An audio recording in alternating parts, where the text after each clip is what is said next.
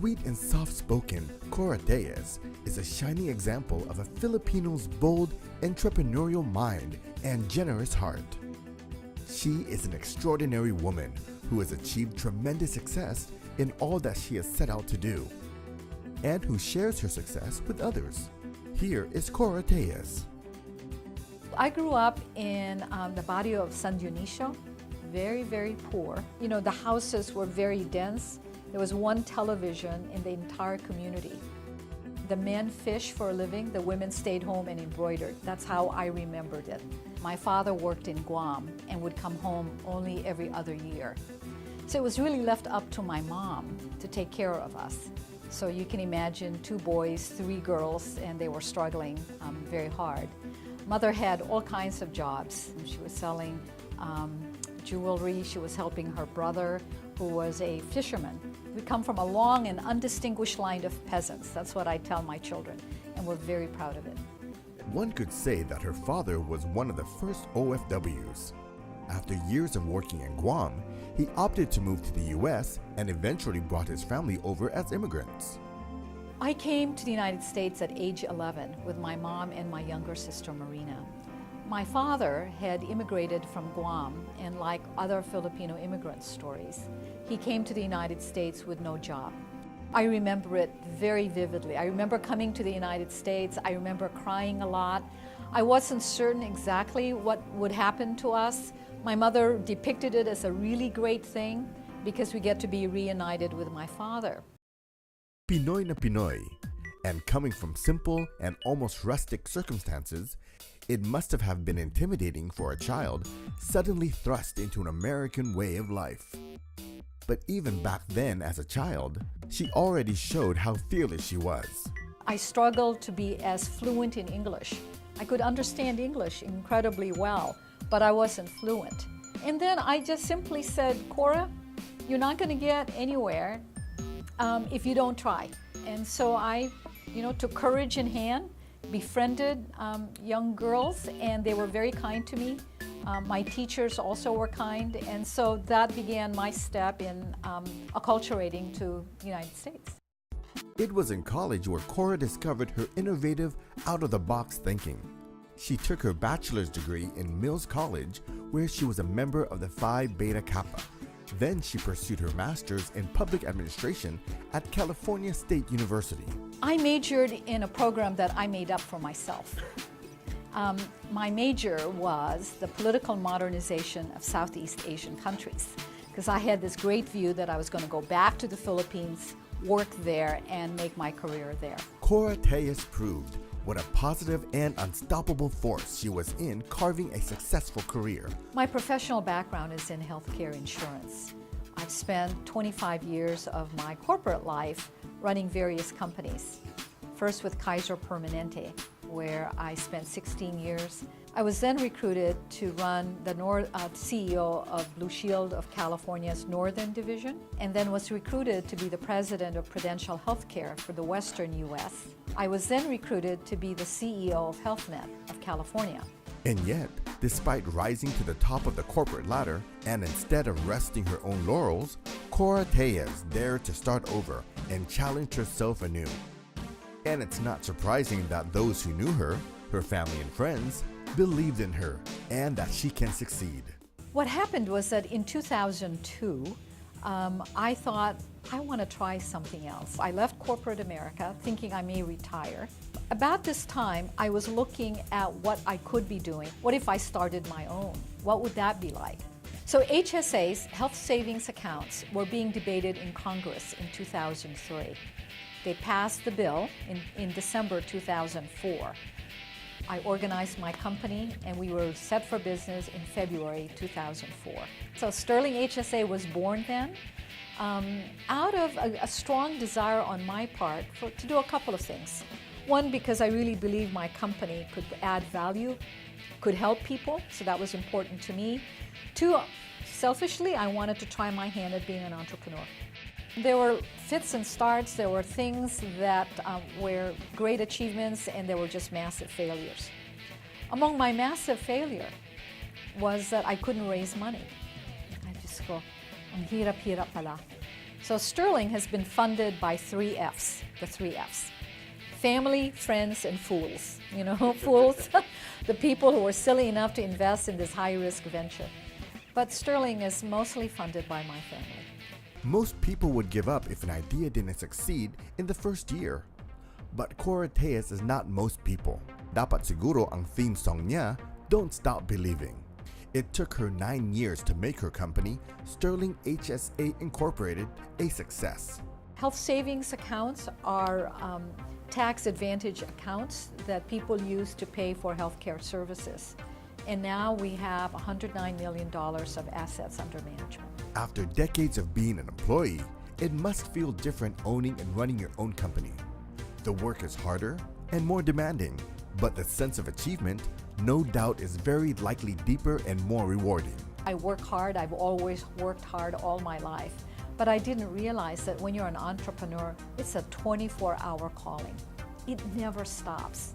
Even now, 9 years later, I still think about my company, where it should go, what I should be doing right. I kick myself for all the things I should have done better. The lessons Mother taught me continue for me. Be prepared, love what you're doing, because it comes through in your voice, in your face, that this is something that you think would create value for that person. We'll learn more about Cora after the break. My life is about giving back. And I really believe in that adage, if you've been given a lot, you got to give back more.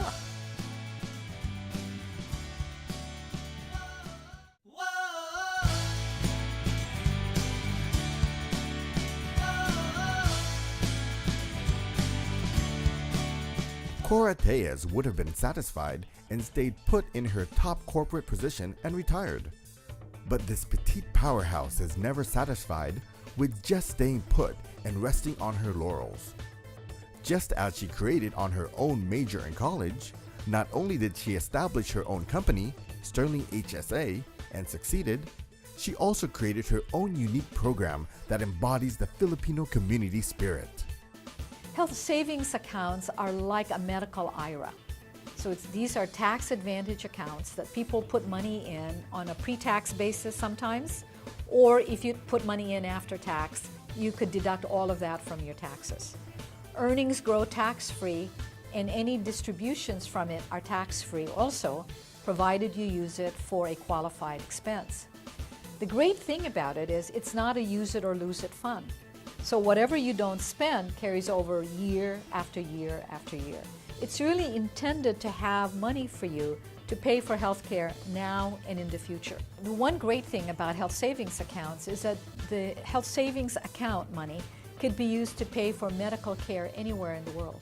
So we have clients, Filipino clients, who go to the Philippines and they get medical care there, including prescription medications. Those can also be reimbursed out of their health savings accounts. See, that's the great thing about it. Her insight into the Pinoy mind and heart is amazing, and it is best seen in her company's Regalo program. I started with this program, the Regalo program. And the intent here is for the donor in the United States to set aside funds for Filipino relatives or friends. And they would designate how that money is to be used. I'm an example. My family and I, my siblings and I, set up 4 Regalo accounts. We have relatives in the Philippines, and we're worried about them and their health care. They're also older, and we want to make certain that their caregiver will use this money appropriately. So we've set up these accounts, and as our relative incurs an expense, a doctor's visit, drugs, para sa gamot, whatever, they would send the receipt to Sterling.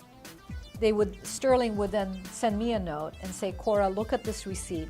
Would you like us to pay this receipt out of the funds you've set aside?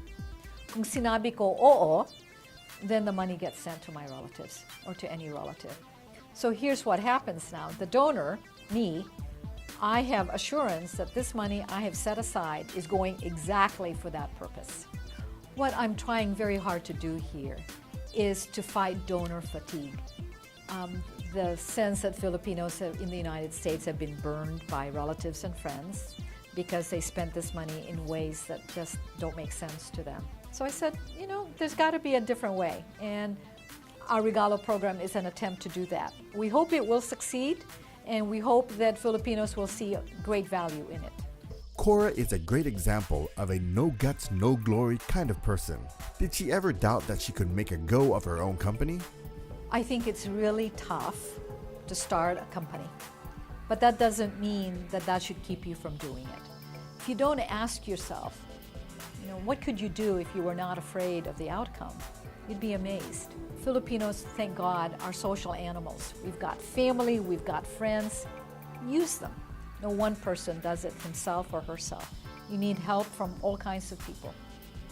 So what motivates Cora and makes her fearless? So there are two sayings in my family that we've taught our sons. One is, in our family, dreams are free. The second very big lesson is, if you don't ask, the answer is no. Have courage and try, because if you don't try, the answer will always be no. But if you try, there's a chance the answer could be yes. And if the answer is no, you're in the same place where you are now. She has achieved more in her life than an average person in one lifetime. How did she make the most of the life that she has? My life is about giving back. I'm happy to tell you that I'm one of the founding mothers of Filipinos for Affirmative Action and Asian Community Mental Health. So I've also been a board member of Philippine International Aid. And to this day, I have 7 children I sponsor. I'm very proud of them, humbled by what they're able to accomplish despite enormous hardships, sacrifices that would bring me to my knees. And yet these young people, they are doing so well. I met them in the Philippines last year, and I promised all of them, 7 of them, that if they could finish high school, I would pay for their college education. God, I hope they take me up on it, because that would make such a big difference. I've been blessed in so many ways. I'm so fortunate. I've been given a great deal. And I really believe in that adage, if you've been given a lot, you got to give back more. At yan po ang mga kwento ng mag-asawang Yoli at Art Pamintuan at Cora Tellez. Maraming mga pagsubok sa kanilang mga buhay, pero sabi nga nila, never give up. At yan ang dahilan bakit sila ay nagtagumpay. And with that, we bring to a close another inspiring episode of Power ng Pinoy. Sana po ay nagbigay inspirasyon sila sa ating lahat. Join us again next week as we bring to you more stories from talented kababayans all across the globe. Meanwhile, come share your stories with us on Facebook.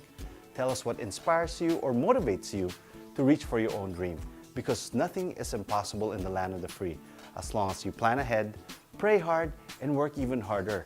And if you do well, help others do well too. Dahil yan ang power ng Pinoy.